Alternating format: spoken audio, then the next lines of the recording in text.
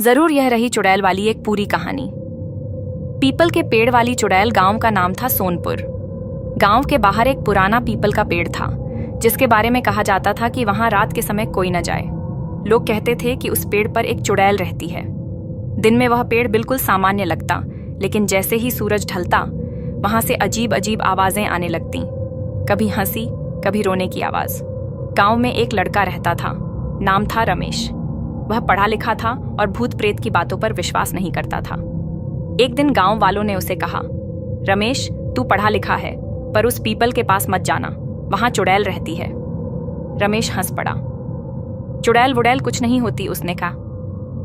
उस रात रमेश ने तय किया कि वह खुद जाकर सच देखेगा। आधी रात को वह टॉर्च लेकर पीपल के पेड़ के पास पहुंचा।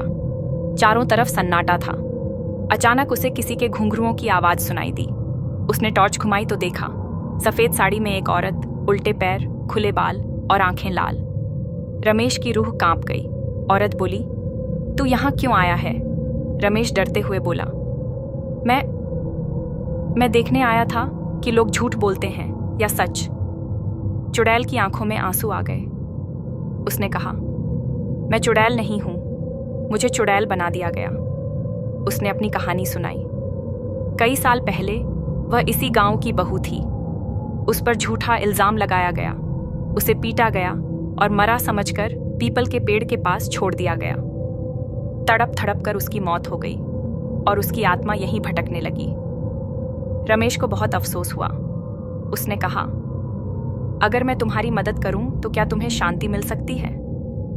चुड़ैल बोली, अगर गांव वाले सच मान लें और मेरी आत्मा के लिए पूजा कर दें तो मैं मुक्त हो जाऊंगी।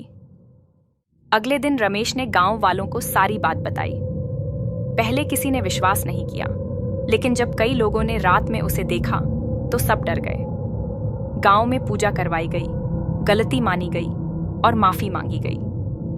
उस रात पीपल के पेड़ से तेज हवा चली और फिर सब शांत हो गया।